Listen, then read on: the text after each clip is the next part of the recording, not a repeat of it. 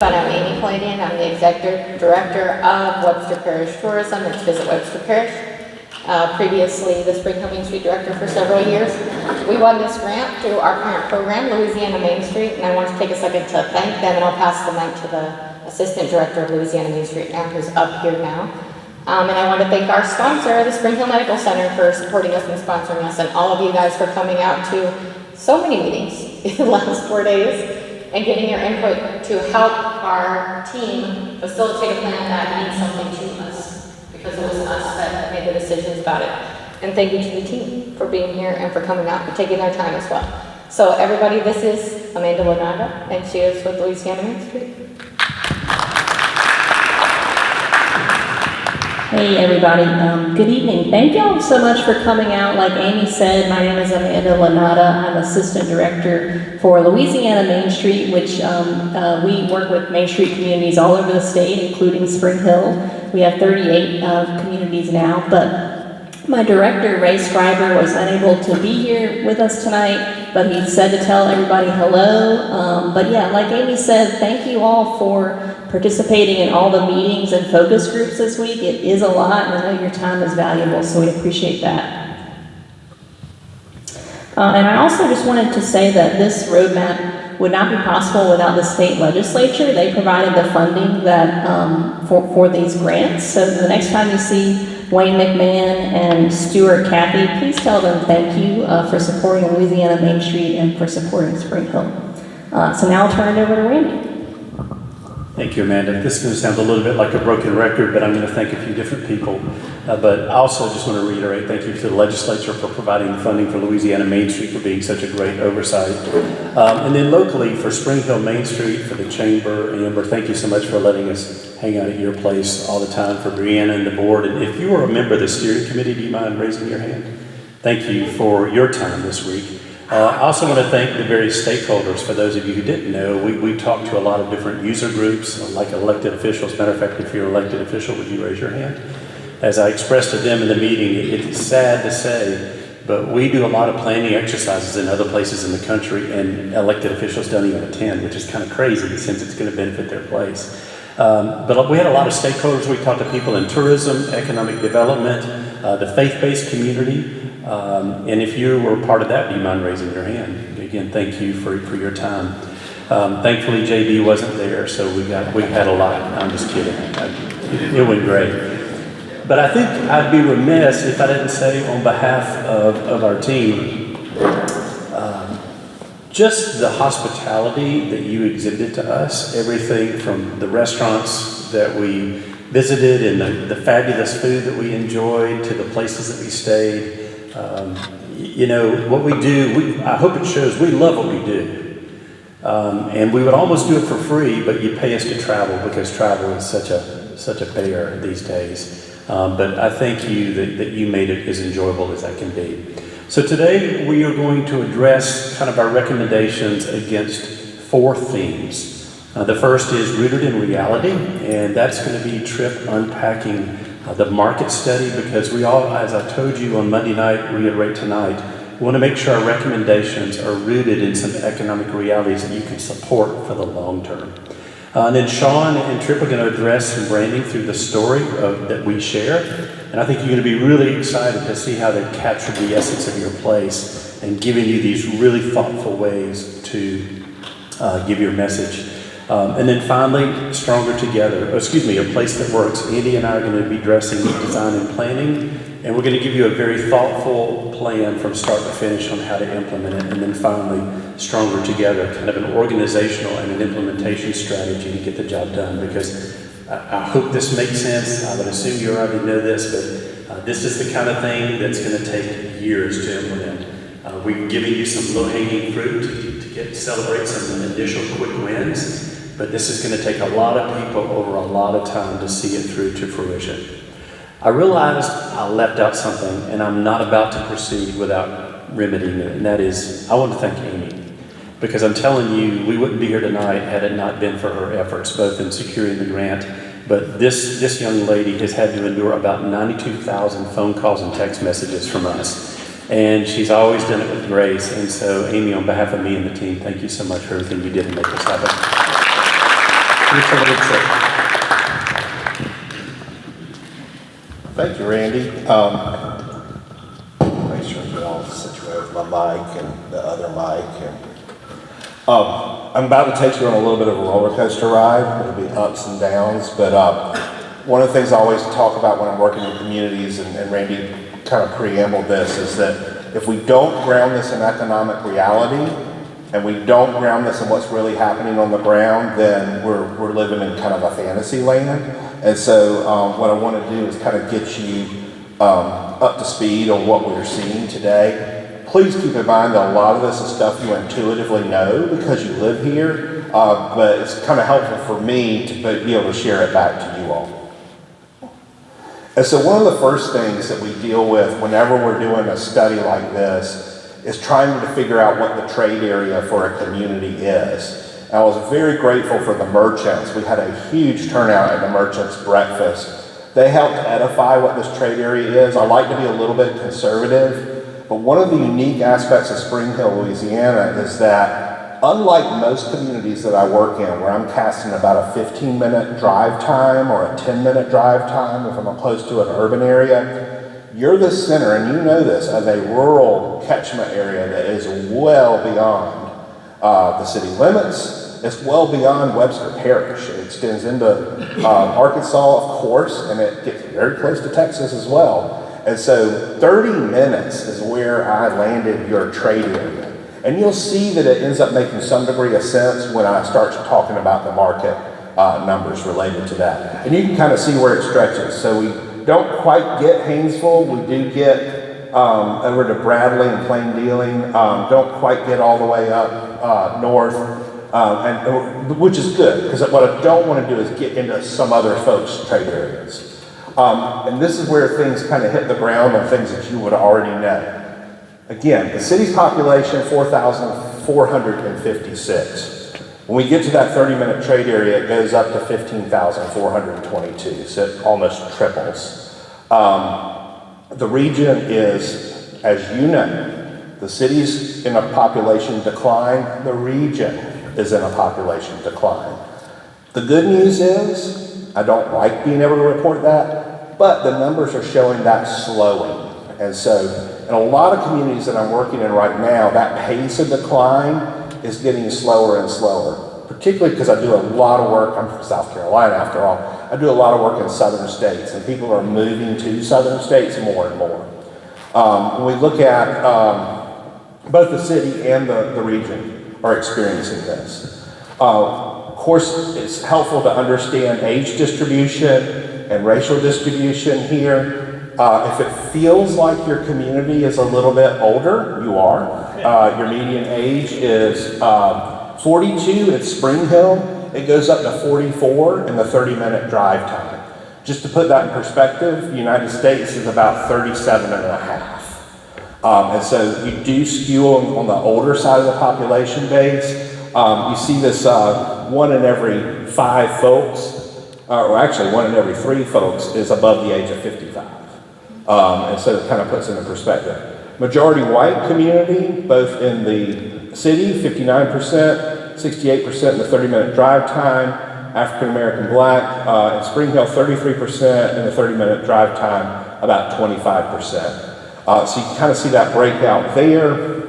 And then we do want to look at things like education. So we're looking at, about 40% are high school graduates. About 1 in every 5, a little bit less, have no high school diploma. And then we look at this distribution of income. The median household income here, and this is the other kind of, bad news I have to deliver, is 32,000, almost 33,000 in Springhill as a city.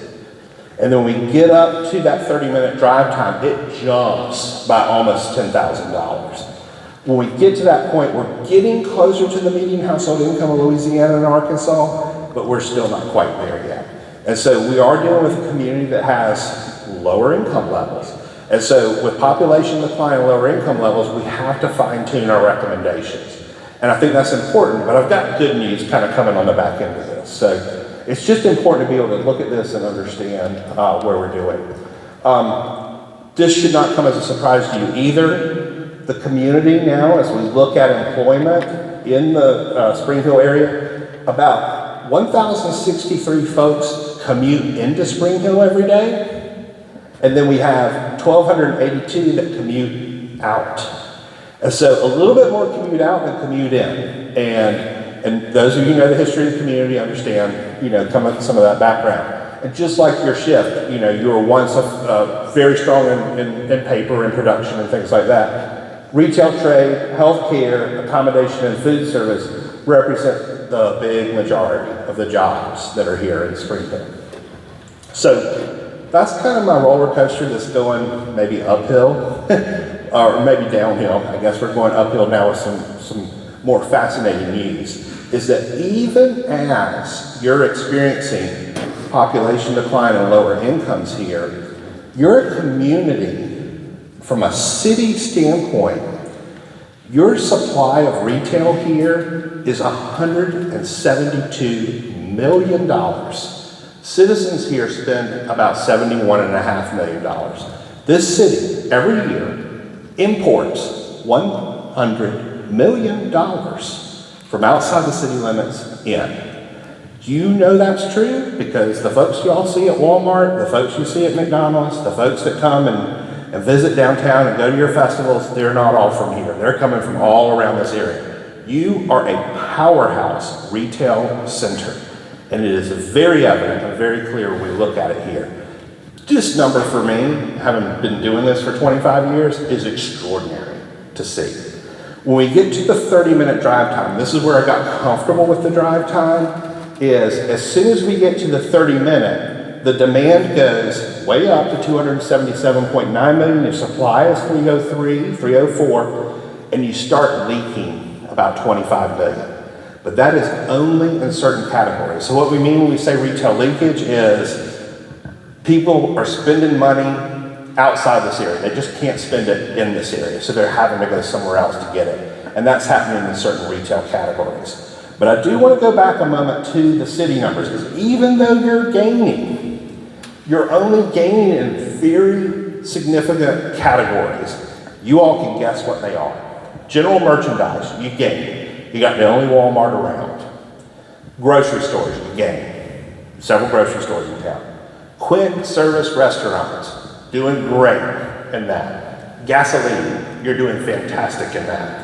But when I dig deeper into this and look at both the city leakage and the 30-minute leakage is where the opportunities start presenting themselves. And this is not contingent on growth or on income. This is contingent on the way you're structurally a regional center from a standpoint. And so I'm going to jump right into some categories. The first one we see is furniture, not home furnishings. Y'all are doing great in home furnishings. It's the furniture where we see some leakage. I love seeing that because when you do great on home furnishings, you should be doing pretty good on furniture too. We're looking at about 2.8 million leakage in a 30-minute drive time. I am super conservative when I do these studies. So I'm saying, you know what? We're still going to forfeit 4 out of every $5 to Shreveport budget. But we're only going to, if we only keep one, that's about $500,000 in captured sales. That represents about 3,500 square feet of retail space. The sales per square foot are keyed to your income level. And so in some communities, I'll have that sales per square foot be a little bit higher because if it's, big median household income, it's going to be higher for a community that I'm trying to match here. That represents one small furniture store, probably estate, refurbished, vintage type store. It notches in really well to your mix already in downtown. The next one, you're doing fantastic in groceries, you're selling more, but the specialty food is an opportunity. And y'all know this because of the success of the farmer's market. And so I see an opportunity to build off of that, whether it's a butcher, a baker, or some combination of those things, at a 30% capture rate, because it's no candle maker. And I saw that, look. At a 30% capture rate, we're getting about $330,000 in sales. That's about 1,400 square feet. That represents a boutique type food shop in downtown. Very complimentary. It also matches because the folks here who they hunt, they produce goods. I kind of pick these images deliberately. And so that could be a specialty food store. Clothing and accessories. I know From a local standpoint, you're leaking sales. I know y'all aren't buying all your clothes here. From a regional standpoint, it's definitely not happening either. It's pretty big, 2.5 million, 20% capture rate, still forfeiting 4 out of every $5. That's $500,000 of sales. That represents 2 clothing stores, jewelry stores, shoe stores, some combination thereof. Now, I want to be very careful at this point because I often talk about new stores. This could support 1 or 2 new stores. It's very important for existing businesses to understand that every single category I'm mentioning doesn't mean we need a new store per se. That means an opportunity for growth within your own category. So just because I say new stores doesn't mean it has to be new. It can be an existing business expanding or exploring new product lines. And I'm very aware that there's business owners here that match this category. I'm not saying a new one necessarily has to come. It just says, you know what? You can probably grow your business even more. The next category is sporting goods. This one kind of was a shocker to me. And I kind of had to do some extra research. This is $2.7 million leakage in a 30-minute drive time. Now, y'all have Hibbett here in town. I think Hibbett's gone. Hibbett's not closed. Well, and when it was here, it wouldn't even report as sporting goods anyway. It reports as clothing. And so, and I'm including the codes here. Not that that's, if you're nerdy, it's all in the report.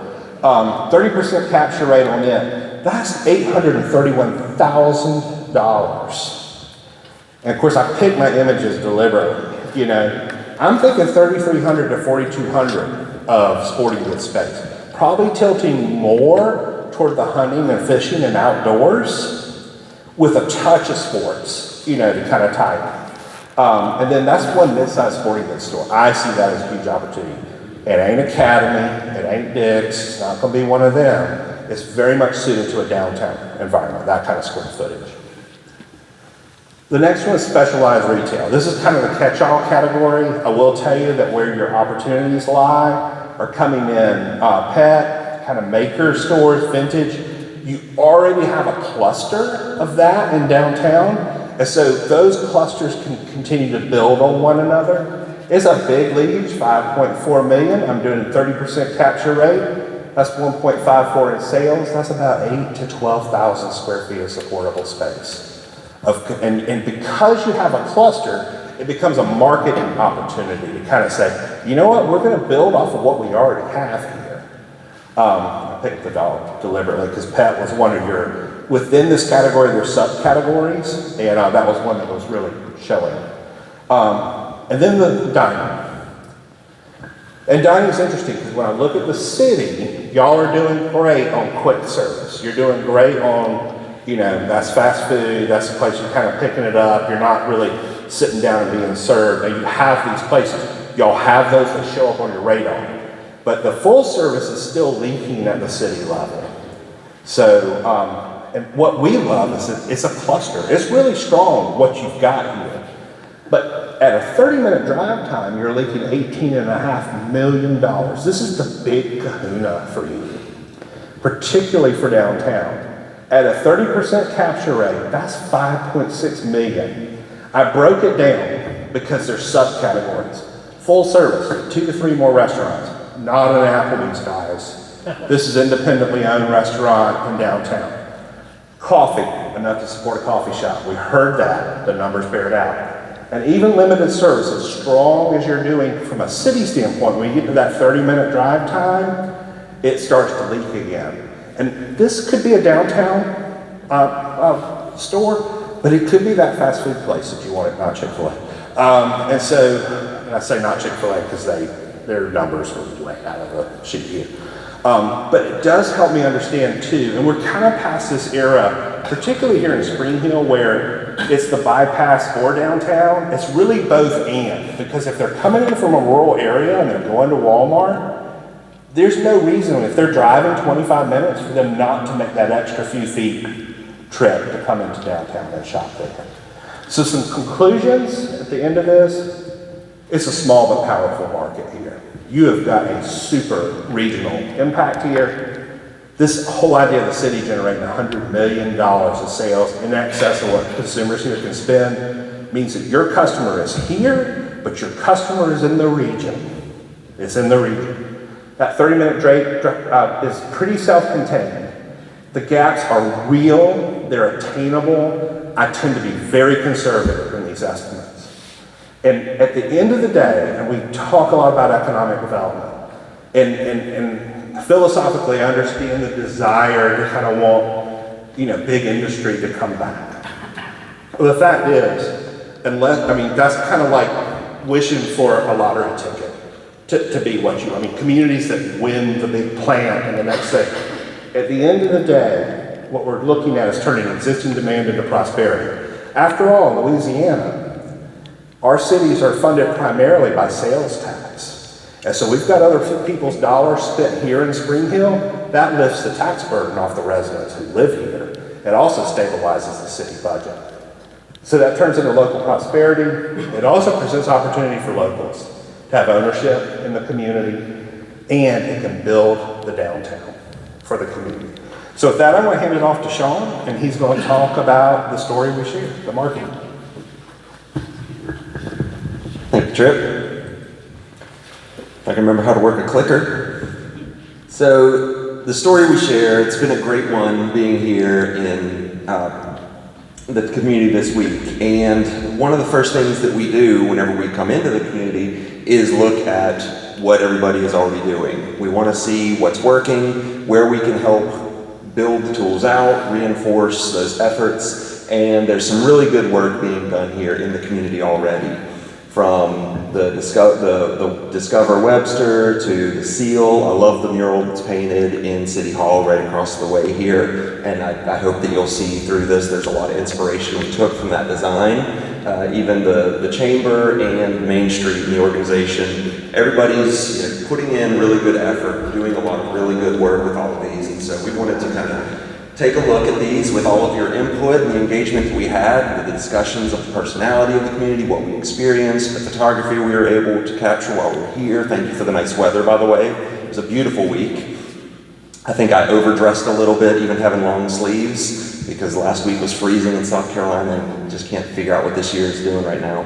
Anyway, we wanted to talk about the colors. Was an interesting conversation we had, and we know that there's been a lot of change in the community with the school consolidations, and so it was a fun, vibrant conversation about the colors. And so we were looking at the sort of the natural environment and the community identities that we already have here, and we put together a color palette that still keeps a lot of those natural colors in there from the blues and the greens, but also brings in a little bit of those tones from the architectural environment with the brick red and the browns in here. And forgive the projector screen, it's always a little bit of a gamble whenever you're on a projector in a room with crazy lights. So they might be a little bit different than on the screen. But you also see, a lot of this was to pay tribute to your timber heritage here in this community as well, understanding that is a deep, rich history that you have with that, but it's also a storied history. And we know that there's been a lot of change in the timber industry, and it's affected the community over the years. So we wanted to pay homage to that in certain ways, but not necessarily just make that, try to continue that being the identity of community, because as time goes on, everything changes. And one of the other interesting things we saw while we were here was I love finding inspiration in the built environment, not just for the color palettes, but for other components of the brand design. And walking around back of the chamber office and the Main Street office and seeing this beautiful mural, which you all have some great murals in downtown. It's nice that you have good mural artists in town as well. And you have a lot of opportunity, I think you're going to see, for more public art and more mural painting. But this is a fun little Easter egg kind of back behind the chamber with the farmer's market right there. But I also saw the depot sign on the side here. And I love the typography of Springhill in this typeface. So I was able to track down a typeface that brings that back into the brand. So we have here the Epoch Seria, I'm not sure how to pronounce it, I apologize. and the brand Pro. So we've got this nice, bold, sort of historic typeface at the top, and then we've got one that has a little bit more personality to it, and we're going to use these in different configurations as we move through the system so you can see how they interact. But it was just a nice pairing, and this is very tame for me, and because typically I'm doing 3 or 4 fonts in systems and trying to, put the tools in the kit to give a lot of variety, but I really felt like 2 was plenty given the style and characteristics of these 2 typefaces, and really happy that I was able to find one based on that historic sign that you have in the community. So I'm going to turn it over to Trip so he can read the brand statement now. So I get to use my left brain and then also my right brain. I don't know which one goes to what, to be honest with you. But when we talk about a brand, often folks jump right to a logo. They want to know what the logo is. The brand is really a feel of a place, and it's a system. And so what you see Sean doing is he's building the system, the colors, the typefaces, and the other part of this is the messaging. And so while I'm crunching the numbers, I get to take a break and actually come up for air and be a little bit creative. So I'll read you the brand statement. This is based on your own words. We come from the piney woods, where resilience grows tall, and from families whose roots run deep in sand and clay. Ours is a town that has long served as the gathering place for the wide rural countryside that surrounds us. Today, we feel a renewed lift in the air. The clock tower carries music across Main Street, light warm storefronts we've walked past for decades. And we share a confidence that Springhill is ready for its next chapter. Here we are shaped by the character of our people, kind, generous, hardworking, steadfast. And like the pines that regenerate and rise again, we grow forward through strength, care, and quiet determination. Together, we look toward the future with clear eyes, knowing we are ready to reflect the worth of the people who call this place home, ready to serve as a center of light for our rural neighbors, and ready to grow with purpose, pride, and possibility. We know who we are, and we know where we're going. We are Springhill, Louisiana, rooted, ready, rising. And I'll hand it back to Sean.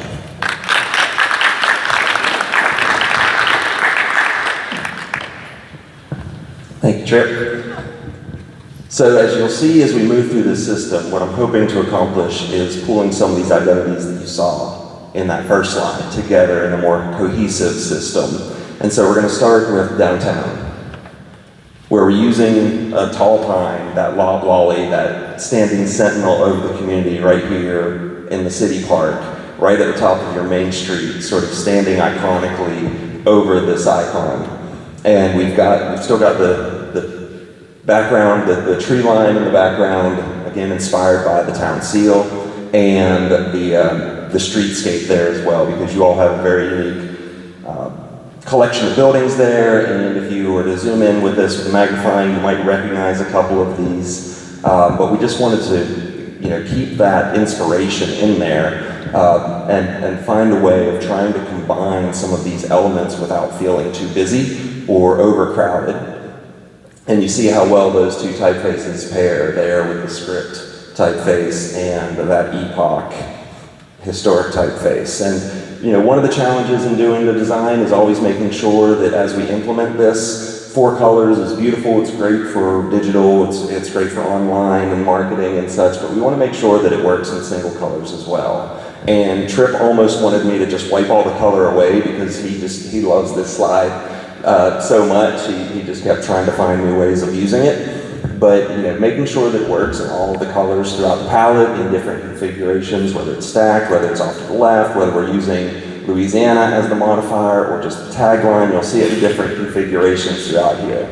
And so then we turn to our scope on Main Street as the organization as well. We want to make sure that stylistically they feel similar, and with what Main Street's been doing with the clock tower and that really unique architecture you have, which is very unique. Of all the communities I've worked in, most courthouses have the clock on it, and it can be difficult using a courthouse to represent a community because often it's the county seat, or people don't have the best experiences going to the courthouse, so it's hard to use that, but it's very obvious whenever you pull into a town, everybody recognizes it, but it can be difficult to use. But I love your clock tower. And so bringing that tree line in, keeping those clouds within the system, we're using similar elements through these designs, so there's that consistency, but everything gets its own unique treatment in the system.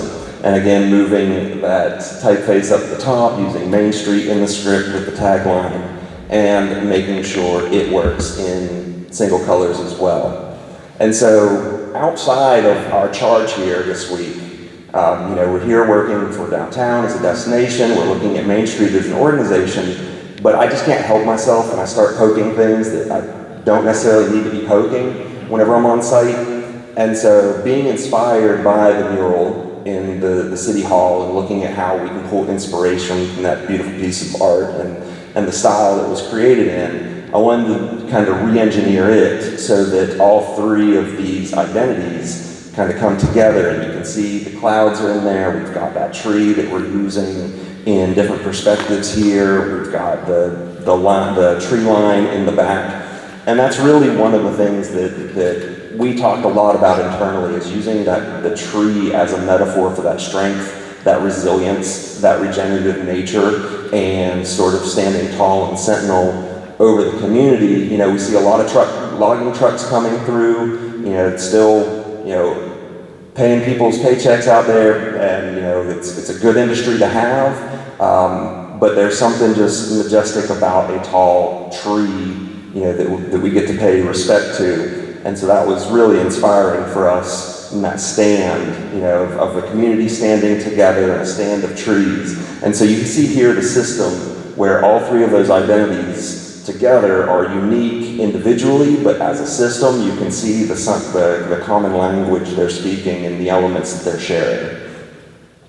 And so then we get into some more of the fun part here, where we look at what the banners could look like. With your cool street lamps you've got on the streetscape downtown for a couple of blocks, and we're going to show these more in the built environment in a little bit whenever Randy and Andy get up here. But you'll also see kind of keying in on a couple of other extensions here that we'll show writ large here a little bit more here. Love using some color to introduce some vibrancy to downtown. Banners are a very affordable way to just kind of put that fresh coat of paint on Main Street and let people know things are happening, and you can use it either for just community pride, where it's just with the name of downtown, or you can do with event promotions, seasonal changes. There's a lot of strategy you can put into banners. One of the other things that we recommend you all look at doing is a simple wayfinding system. Given the scale of your community, you wouldn't need a tremendously robust wayfinding system, but getting people off of the highway and letting them know that there is a downtown could be good. We looked at the traffic numbers, and there's about 9,500 vehicles going up and down in front of Walmart every day, and downtown it's about 4,500, which kind of surprised me that y'all are pulling about half as much traffic as the highway. But we could do better. We could pull people, that's just a lot of people to let know that there are other things happening. So then we can go through a couple other examples of extensions here, just simple type updates for the farmers market, very similar to what you're already doing. And then some other ideas for the pocket park. And this was a fun little idea. One of the conversations we had about Main Street is trying to bring some fun into the community and bring that energy and that vibrancy. We do have some younger families moving here. We're trying to attract those entrepreneurs, and we're trying to get people downtown. And we've got this tremendous opportunity with the pocket park that you'll learn a lot more about. But we thought, what a fun way to introduce it to people. And the equity that Piney Woods Jamboree is bringing to the community. A lot of people coming downtown looking for a fun evening, looking for that musical experience, but it's a ticketed event. And they've got concessions there. It's sort of an isolated experience for people, and it's a tremendous asset in downtown. But we've got a lot of people in the community too that are, they don't necessarily have the money to go to a concert once a week or once a month. So what are some ways that we can get them engaged with our downtown is putting on some some events in our pocket parks and some of these areas where people can just come down with a family. They can buy a sandwich or not, but they get to see, maybe it's a movie at the Tiny Piney Picture Night, or it's a band at the Log Jam at the Tiny Piney Pocket Park. It's a mouthful, but it's just like Tripp and I were talking it through, and it just came up, and it was just so fun that we felt like that's got to be it. Oh, and yeah, we've talked about other things I didn't have the opportunity to get to, but doing like Tiny Pint Night, where you get like half pints of like in a beer garden, just all these different experiences that we can have in that pocket park to really just get people used to coming downtown, having a good time, bringing the kids, just walking the streets. And the more that we can get people just coming downtown because they know they can enjoy themselves, then they're going to start coming down and spending money, investing time, investing energy, investing their resources. But we've got to get them used to just being able to come here and not necessarily have to drop, what expendable income they have. And then showing some examples of other implementation, from the logo embroidered on a hat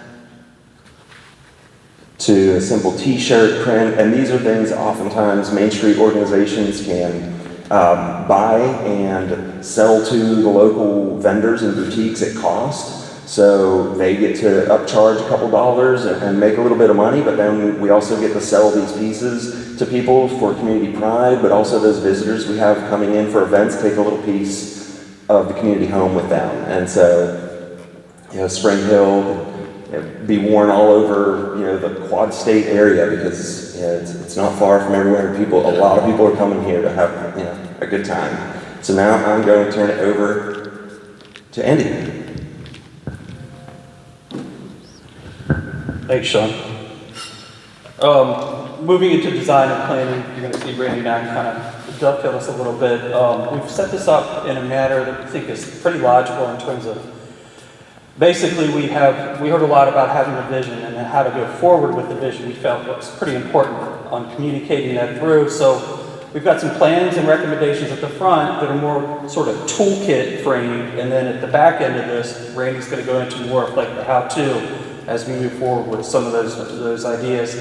We heard a lot about the aesthetics, we heard a lot about beautification, but that doesn't come without taking into account the form and the function of how things work as well. I mean, it's one thing to put something up that's pretty, but how does it enhance and work with other things? In particular, we want to make recommendations that are going to be attractive to investment, particularly going forward with economic development, and then also, as Sean alluded to, pulling in the branding and what have you. And apparently we designed a pocket park. Did we not include that? I'm not sure.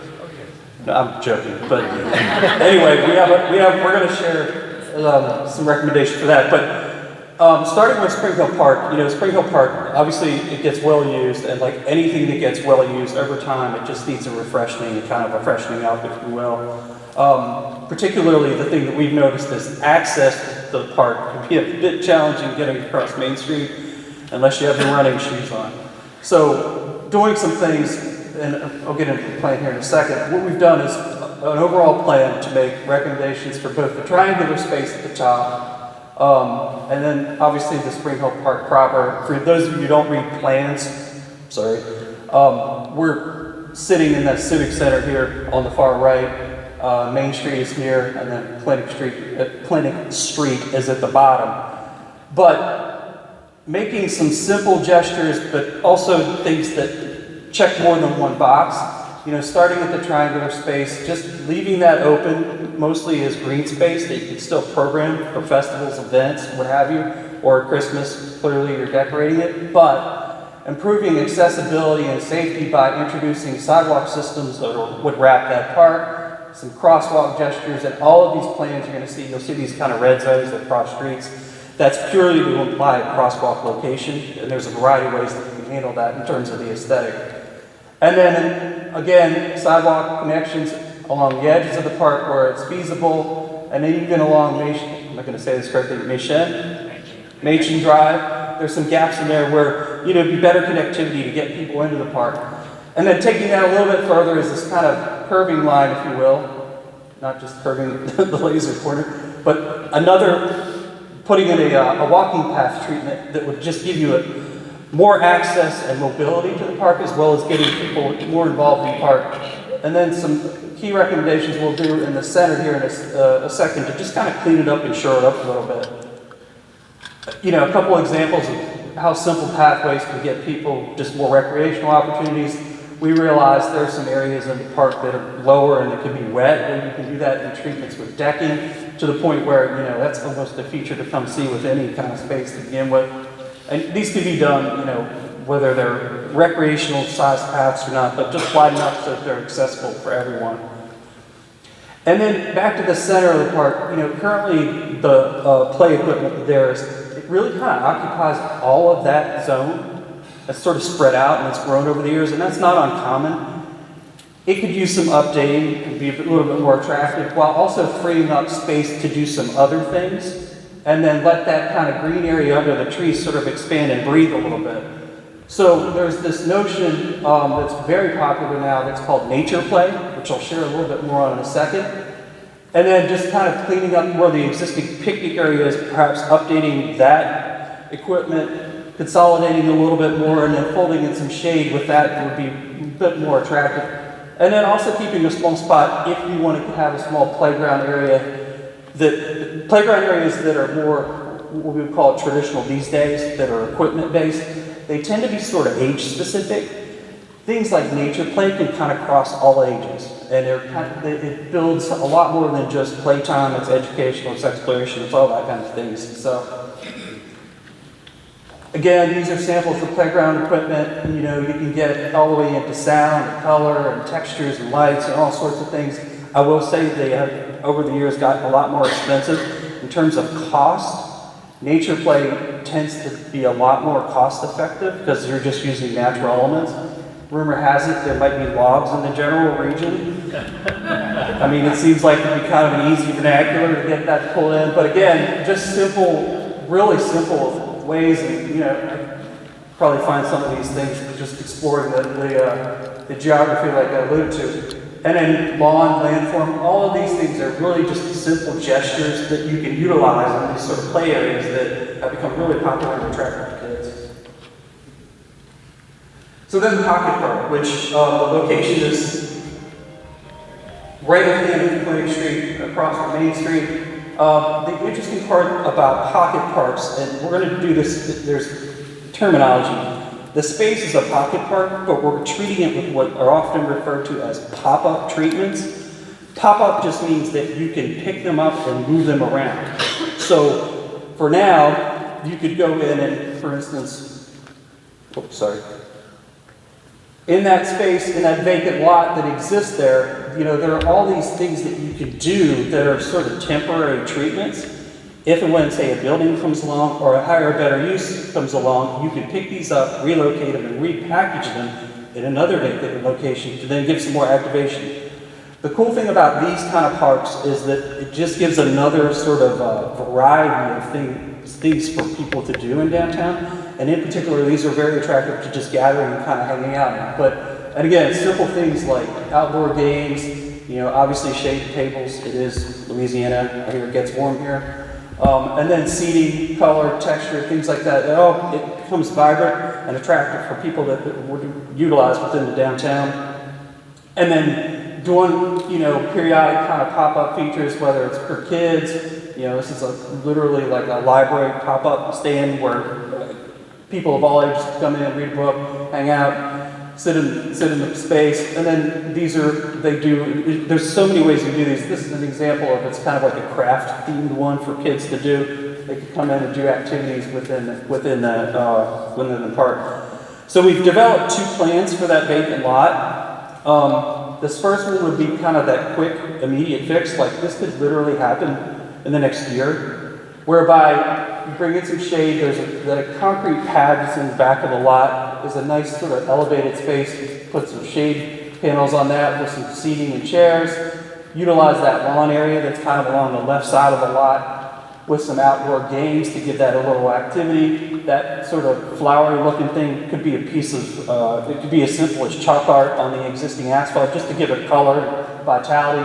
And again, shade tables, some seating features. This just kind of gives some alluding to maybe some pop-up things that could happen within that to give it some day-to-day activity and gathering space. So this first photo illustration simply is looking at the first phase of the Pocket Park. And again, to reiterate what Andy just said, everything that we're going to show in this image is something that could relocate to another location should a building go here or a higher or better or different use. So first of all, Amber, I'm glad you're in the audience because I'm about to keep you very busy in the next iteration of this slide. Does everybody know where we are? Okay, and as you know, you've got this raised alley, and so there's a really strong sense of enclosure to this space, which I really like. You've got the walls left and right, but you also have that rear wall that causes it automatically to feel a sense of comfort for the person feeling enclosed. We want to build that even more by virtue of adding shade sails and string lights up above to kind of imply a ceiling or a canopy. And by day, that would provide shade, and at night, it would provide this really wonderful ambiance. Simple murals left and right, as well as something in the back, potentially on the side of the B&S hardware store, could now give that sense of enclosure, but also layer on top of it these really bright, bold, artistic treatments. Because if there's anything downtown needs right now, it's pops of colors. Because right now it's kind of monotone. As Andy said, you can leave the concrete absolutely bare if you want to, or what I've indicated is simply stain. You guys have a great history of doing this over at the Chamber. They've stained the part by the tracks red, they've stained the ramp, I think, a tan, and the landing of blue. And so just by putting that as a simple, matter of fact, I'll zoom in, by putting that as a simple painted texture, it turns simple concrete into something that feels like a finished material. And again, in this phase, everything that you see obviously is movable. From colorful ball planters, these are foam kind of seats and playthings for children. They're light, they can pick them up, they can move, they can sit on them. Obviously Adirondack chairs, colorful bistro table chairs and tables and umbrellas. Very, very affordable. And then again, on this lawn, you've got this wonderful space to put down interactive games. I'm sorry, I'm blocking your view, Christine. You know, whether it's horseshoes or cornhole, giant Jenga, Connect Four, all of those kinds of things. And as we alluded to, you know, this kind of a, Randy may mention, I didn't mention earlier, as a sort of a phase one treatment. That's what we just shared with you. But then the opportunity exists to kind of take it a next step, next layer, in particular, kind of folding in some more activity in the potential. We're going to put down the Airstream as kind of our food truck and then put in this stage. So obviously at this phase, we're thinking this is going to be a little bit more permanent. But given the ownership, you know, movie nights and concerts here would certainly be a huge attraction. And so now the seating becomes a bit more formalized, and some of the portable chairs, you know, go to other parts of town, as Andy alluded to. Let's just zoom into the same view. And just to go all the way back, just kind of before and after, you know, I hope what you can see is what looks like just kind of an empty lot is chock full of potential to bring life and vitality downtown. I mean, just take a look at the Lucky Pup. That one little recess where they put the outdoor seating and the shade sails, it just jumps out at you as you're traversing down Main Street, that little pocket of color. So the next, the next area we're going to look at and talk about is Main Street, streetscape, and the corridor itself. You know, we heard a lot about just having cohesion and aesthetics, and one of the best ways to do that is through streetscape design. And it's not just the facades, but it's the treatment of the landscape, the parking, crosswalks, and et cetera. And we're going to share that with you. The other part of that too is also just there are areas on South Main that just need to be updated and upgraded because of the condition of sidewalks. So from a safety and accessibility standpoint, that has to be sort of a higher priority. We have developed an overall plan, well not an overall, I'm sorry, we've developed a 2-block typical plan between Reynolds and Furlow, understanding that Reynolds is obviously a pretty heavily trafficked street. The approach and the toolkit that we're sharing here can be applied to all of Main Street. All, however, 6, 7 blocks, I think I have that about right. And obviously, it's a long street. It can be done in a phased implementation approach so that you can't, it's just hard, you can't do 6, 7 blocks of streetscape at once. So in this plan, this is just a little enlargement to just call out. We've identified, obviously, again, similar to the park plan, areas for crosswalks signified there, and there's the green circles are areas where we feel like we could pull in some tree planting. We have maintained almost all of the angled parking, with the exception of removing 2 to 3 spaces approximately in each block, which I'll explain the reasoning for that in a minute. A little bit of cleanup on how it's laid out, but the bottom line is this would still maximize all your parking, the angled parking that's on the street. This keeps the curbs where they are, but it starts to introduce, again, landscape and some beautification ideas. And then the notion that we just talked about the pocket park at the north end of Main Street. You know, if and when it moves to, say, the phase 2 part of it, there's a small grassy area to the left of the building I'm showing you here, just to the south of Vice Street. That's a great location where you could do that again, particularly if another building use comes on that might be able to activate that and have people hanging out in that. So this is, not unlike many downtowns, these corners that you have in town where we have these striped areas, that's no cars, no people zone. But what it can be is the zone for things which in particular are called bump outs, essentially extending the curbs out closer to the drive lanes, which can then house tree planting, ADA ramps, site furnishings, namely fancy term for benches and trash cans. Essentially what you're doing is you're taking asphalt that's not being utilized and then giving it a purpose. And in this case, it checks off multiple boxes.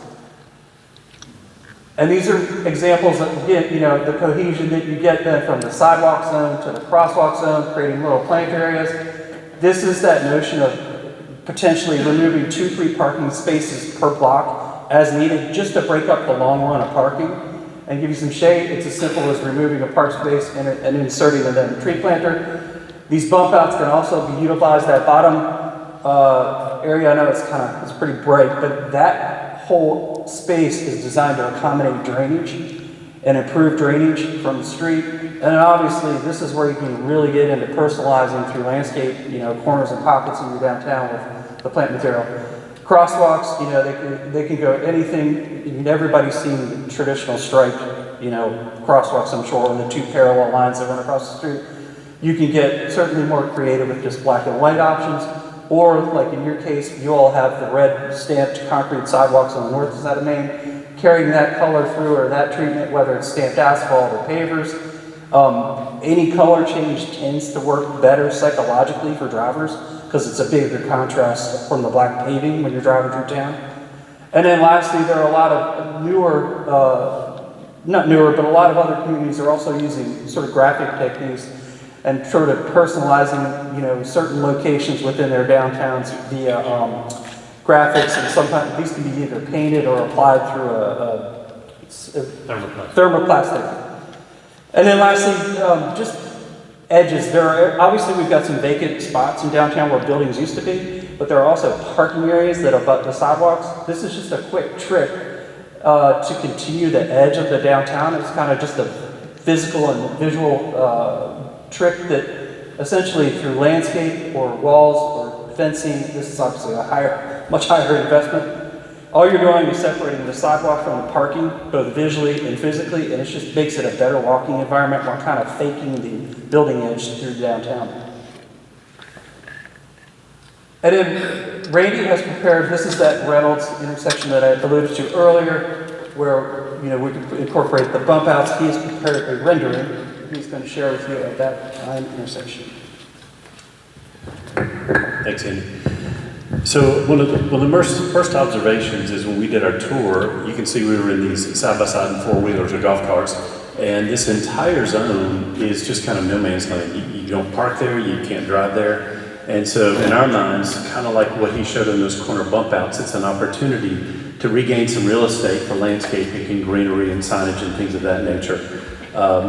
And so this is going to be kind of shocking, but this is going to build on everything that Andy just showed you in terms of the corner bump outs, the crosswalks, adding the stamped and stained asphalt inside. And so, you know, we just absorbed the area that was historically just no man's land. That's where the side-by-side and the four-wheelers were. A lawn, landscape, and then a step thing that becomes kind of a secondary gateway saying, welcome to downtown Springhill. And it becomes a really wonderful backdrop for both the highway signage and things of that nature. One of the things that y'all told us Monday night is, we'd love to see these overhead utilities like this go away, like they did in Ruston. And I want to say really quickly, but it bears repeating, it's expensive and it'll take time, but this works even without those. But it's amazing when they go away, you don't realize how much visual clutter was up in the sky, and you just kind of got used to it. So instead, of course, you'd be using master arm fixtures. We'll zoom in. You can see here, when we just simply border the crosswalks with the white, but then we put that stained asphalt like you've done on the sidewalks, now all of a sudden that color just continues the entire length of your downtown. And what I like about that is this visual indication to the motorist that downtown belongs to the pedestrian, but will allow you to drive through, as opposed to the opposite. Right now, and I'm not joking, I literally almost got ran over last night. I was trying to cross to go to the Greek restaurant, and it was super dark, there's no crosswalks, and a truck came around, and I literally had to jump back out, and I literally almost died, just for fun and giggles. There's no insurance policy for that anyway. And so, just zooming in, you can see, to me, this becomes, I love the way, the sequence of space that takes you through your downtown, especially as you come around the curve and you've got the clock tower. To me, this becomes a secondary point. That's a big statement.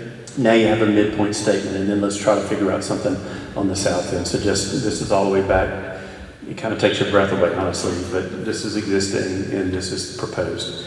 So what I've decided to do for the remainder of the design part is we've shown you a lot of big ideas, and it would be disingenuous of us to say, go get it, go do it. So what we decided to do is, if we were in your shoes and we could only do one thing at a time, and we had to start small and inexpensive and work to expensive, how would we structure what we would do? And so what I'm going to take you through is step by step our recommendations on where you should start in order to achieve this vision eventually.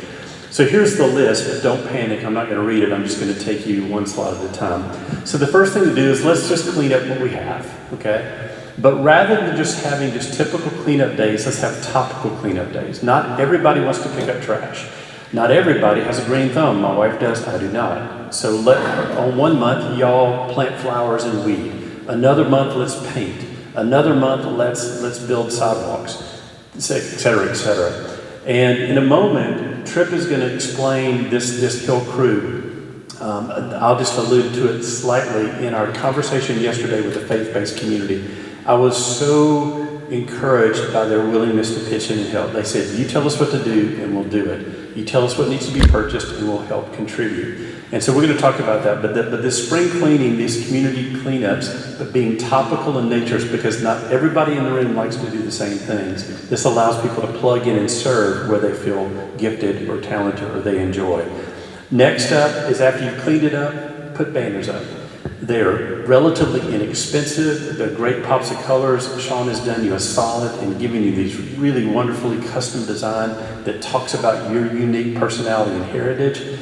Next would be putting up some colorful planters. They don't have to be this shape or these colors, but putting, maybe one at each corner, maybe one at the mid-block. I promise you, a couple dozen of these would radically change the impression of your downtown. They only cost a couple $100 a piece.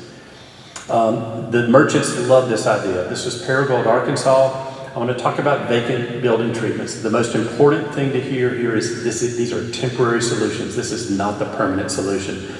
We're trying to just give a visual improvement to all of the vacant buildings until those buildings become occupied. But one thing you could do, like they did in Paragould, is they did a pop-up downtown directory, 3 vinyl clings. One is a location of all the restaurants and retail, another is all the service industries, and the other is a map. It's kind of like being in a mall. This is where you are. Another thing, because you've got the Springhill Art League, is do pop-up art galleries like they did in Anniston, Alabama. And I can tell you, you can use real artists or use student artists. Because if you put student artwork, the mamas and the papas and the friends and the grandmamas and granddaddies are going to go see it. Another thing is community pride posters. Thank you, Will. You told us last night, I think yesterday, that I didn't realize that Heisman Trophy winner, John David Crow, it's from here. And so doing community pride posters that tell the stories of your famous sons and daughters from here. And it's interesting, sometimes you get so enamored reading these stories of people you see every day or you go to church with or your kids go to school with, you had no idea their story. And so you're so drawn to the story, you kind of forget that it's an empty building. If the owner won't allow you to go inside the building, then just put perforated vinyl clings on the outside like they put on cars. This is Arkadelphia, Arkansas. It was a pharmaceutical company, so they couldn't allow people to see in. And so they just took historic postcards, put them on the vinyl clings, attached them to the window. And then finally, to tap back into your timber and paper mill heritage, in Barre, Vermont, where they're like one of the nation's premier granite industries, they celebrated that industry through these panels just taped up on the inside of the wall. I can see you all turning a vacant building into sort of a pop-up museum in honor and paying homage to that industry. And then next, I would put what we call creative placemaking interactives. It's all the things that all the mamas and papas said, there's nothing for my kids to do downtown. So let's put miniature golf holes. For example, this one is a town I work in South Carolina. The local high school art department designed 9 custom golf holes, and then the local vocational school built them. And we put them in a space where a building burned down. But just dropping down bocce or cornhole or interactive music instruments, checkers, it's an instantaneous, inexpensive way to bring activity to downtown for a fraction of the cost of them building a place to house that. Yeah, I'm all for a skating rink and a bowling alley, but that's going to be way down the line and a lot more expensive. And then let's put vibrancy amenities. These are the things for the human being to sit and to linger. But if you're going to do it, think creatively, think colorfully, so it makes a bold impact. Do y'all remember those from your childhood? I know I do. I mean, those things are, these vintage kind of chairs are a very big pop of color that could really transform both your empty spaces and some of your sidewalks. Public art. Okay, this is, I don't expect you to start this large. This is just a story you need to hear before I talk about your walking trail. This is White River State Park in downtown Indianapolis, Indiana. They had to get people to walk almost a half of a mile because they converted a bridge from one side of downtown to the other where their big amphitheater was. How do you get people to walk? And what they did is they dropped these artistic breadcrumbs. You'd see one piece of sculpture, and about 75 to 100 yards would be the next one, and you go to it, and you'd see the next one, and it just lured you all the way across. You've got this wonderful walking trail, and by the way, Sean has designed you this really wonderful brand for it if you want to adopt it, the Pine Line Greenway, so you give it a sense of identity.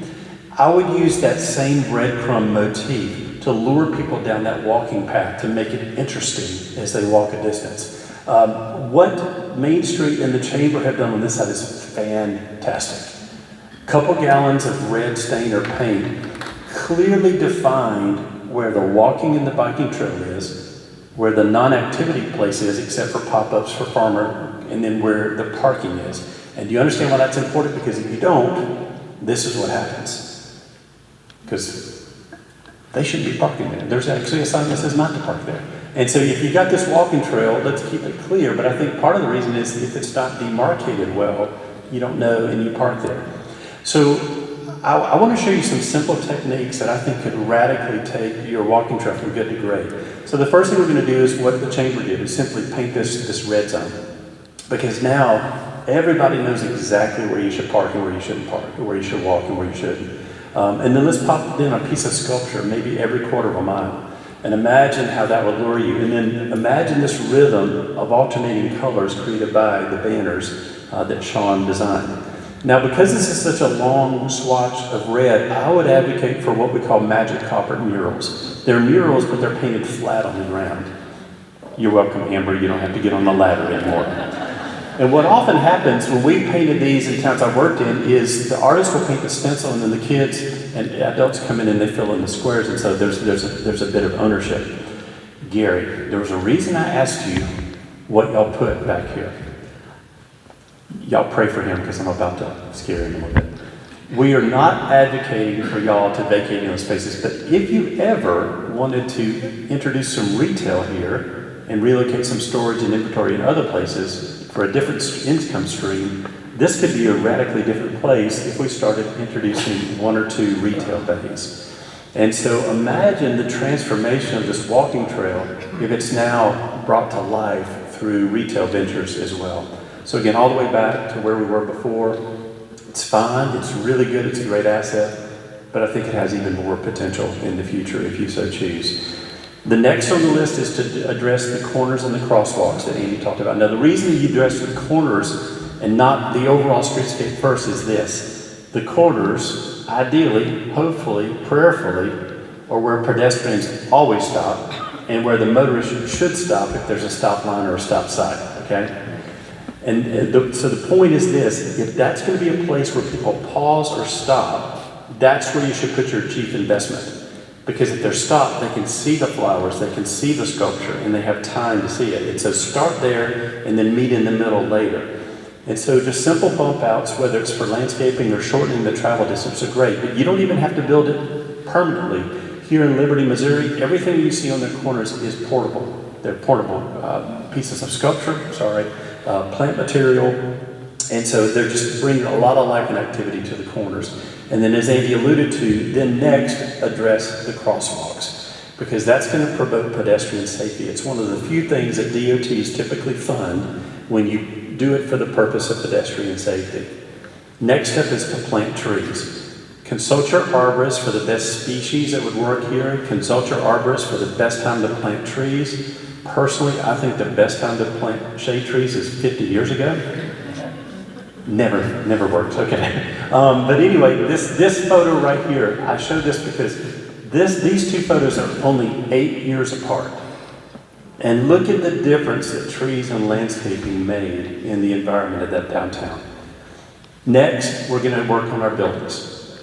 Do you see what we did? We bought you some time because we understand the facades are far more complicated and far more costly.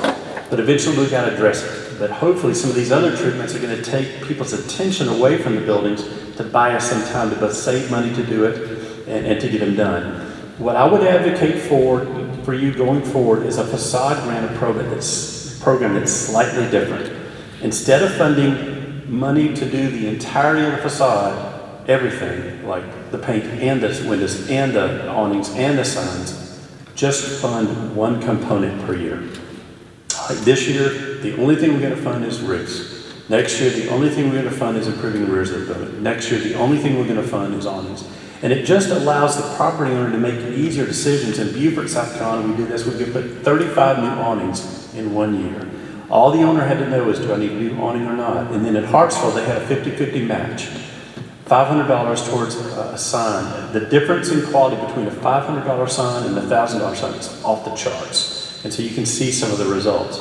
And I want to show you kind of the impact. First, we're going to start with Brianna's building. Where's Brianna? She's sweating bullets. She doesn't know what she's going to see right now. And so your building, thankfully, it's very clean. There's nothing bad about it. Hopefully what you can see is just some ways to clean it up and give it a little bit more pop and make it, in some ways, a little bit more historic in nature. Historically, bubble awnings were never used. Okay, they were typically straight slants. And the other real important thing is awnings need to be constrained between what we call the piers of the pilaster, because even though intellectually we know that building is holding itself up, we visually want to see the weight of the upper facade going all the way to the ground. And so you're going to see me change that and pull your awning in. But we're going to do a single slope, but do a black and a gold or white stripe. And then take your logo and do a laser cut in metal. And that way you'll get this nice sort of shadow that falls on the facade. We're going to take it from the gray to a more white. It's shocking that I recommended that, because I almost never recommend white or candlelight for two reasons: because it can be glaring, and number two, because of the whole HGTV farmhouse movement right now. Everything is. I don't want you to feel dated, okay? But in your case, what it does is it satisfies you as the tenant, but if you were to ever sell or whatever, and move on, then it becomes a white box that's tailor-made for the next tenant. But what I've done here is painted your signage so that it harkens back to the old historic paint schemes and the way they painted signs on the buildings. And again, if a new tenant comes, they just take some black paint and they paint right over it. And then 2 goosenecks to kind of give some interest to the upper facade. So again, this is not bad. It's totally fine, but hopefully this gives you something that maybe has a little bit more pop. This is the one I really like. I fell in love with this building. It has so much potential, and when I was walking in the sidewalk, I almost started crying, because underneath this tattered awning is the leaded glass transom. It's still there. And so it's kind of a shame that it got hidden and covered up. And so I'm going to show it being revealed. And so if they've got a leaded glass transom, let's use a canopy instead of an awning so it gets revealed, but we still maintain shade for the patrons going in and out. As Tripp alluded to, one of the big market demands that you could support and make money on immediately is an outdoor outfitters shop. And so in color-wise, go with this green with a tan. The tan matches the two buildings left and right, and so it becomes a really harmonious kind of gesture. So again, before and after. And again, so what we're thinking is some of the work, like removing that awning, could be done by the church group that we're going to talk about in a second. Maybe even some of the painting. The heavy lifting, like the canopy, obviously we're going to need a contractor. But what we're hoping is going forward, you're going to see this really wonderful partnership between things that the citizens can do, and then of course the property owner can hire done. Just one final comment. I like the way you put it, Tripp. There are a lot of things we're saying that we know, but it just kind of needs to be repeated. There's a lot of your buildings that are teetering on the edge of no return.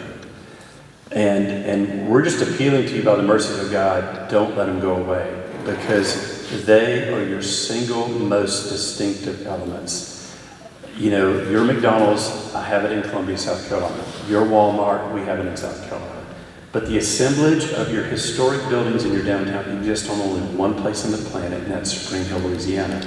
And so you can't afford to lose them because they're the most unique aspect that defines you. And those buildings have a soul and they have a story that are built from the legacy of the families that have owned them for years.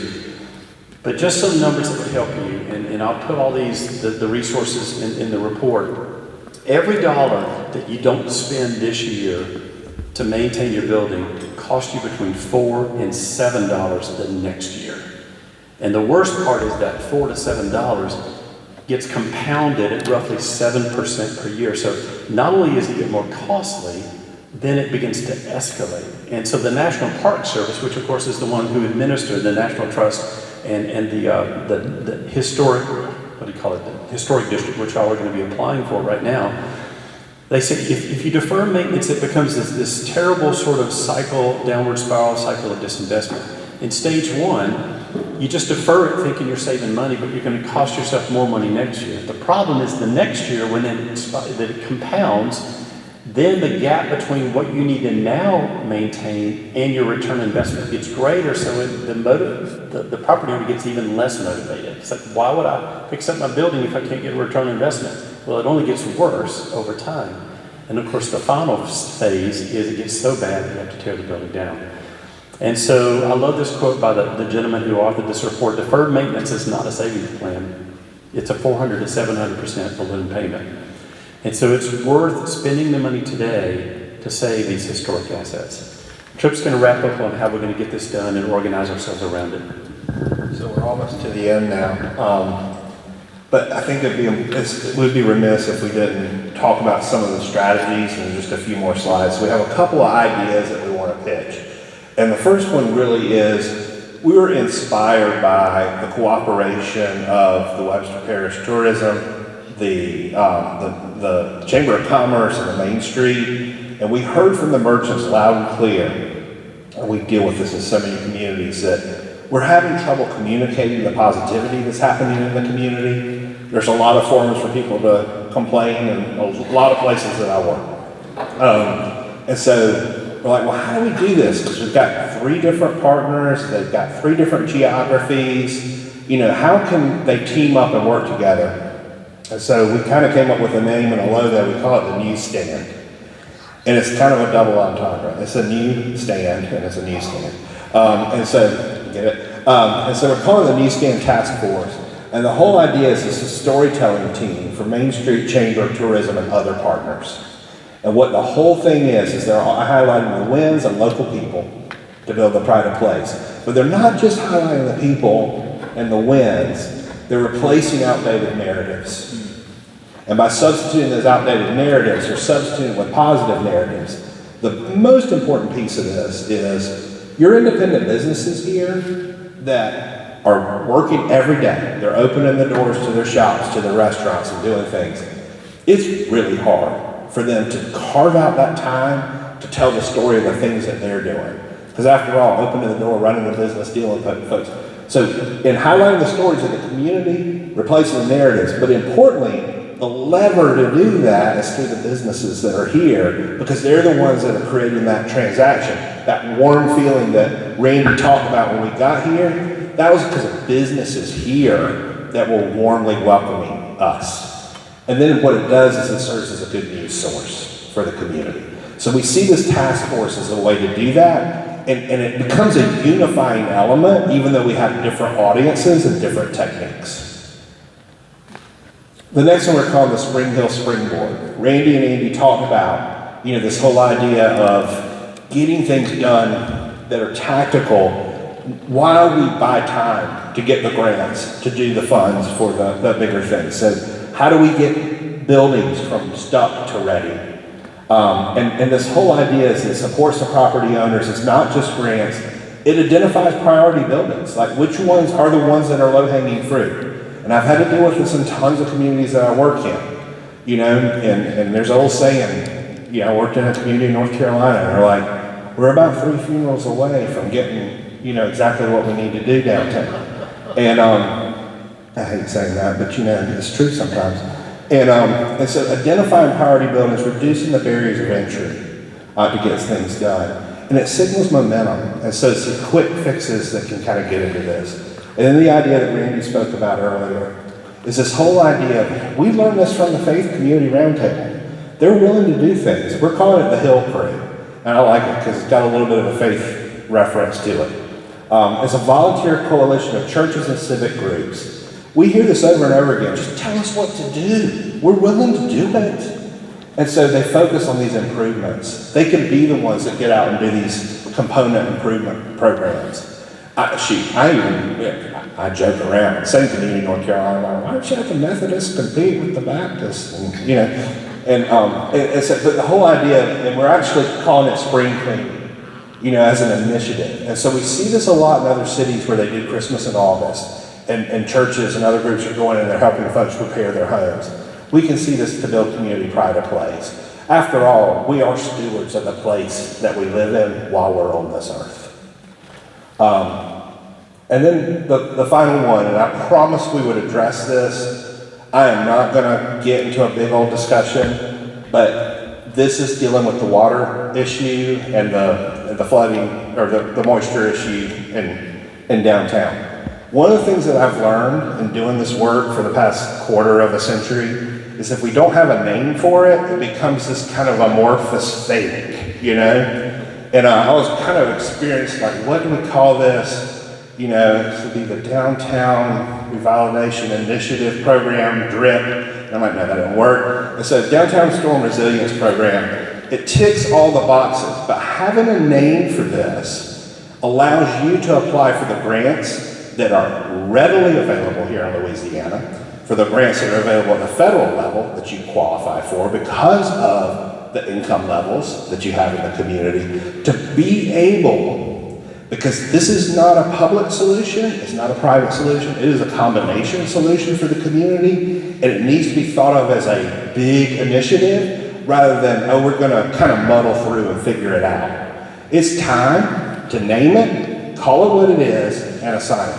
I've got about a 5-page write-up on how to proceed with this. I won't get into it today. So at the end of the day, I'm going to turn it back over to Randy to talk about next steps, but we look at these strategies as ways for this community to move forward. So Randy? Supper is just a moment away. Before we leave and get on planes, we thought we'd give you the courtesy of knowing what happens next. First of all, within the next 24 hours, everything you saw and heard, we are going to upload as a video to YouTube and distribute the link through Main Street Chamber Tourism in the city. You will have to have the link in order to see it. It won't be just God and everybody can see it. It's just those with the link. Then over the course of the next 4, 6, 8 weeks, we're going to be drafting our final report. And we're going to be including a lot more things than were said tonight because, as Tripp alluded to, there's a lot of technical details.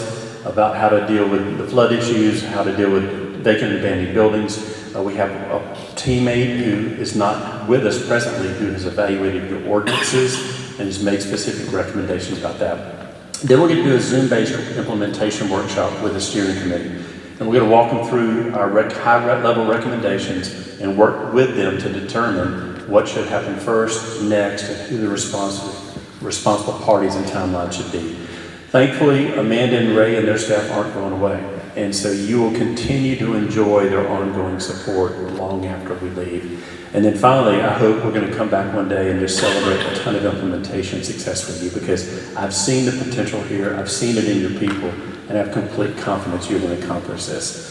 So on behalf of me and my team, we want to thank you for giving up so much of your time Monday night throughout the stakeholder meetings and being here tonight. We're going to stick around for a while, so if you have questions or comments, please come see us. We'd be honored to talk to you. But in the meantime, thank you so much. Have a good evening and God bless.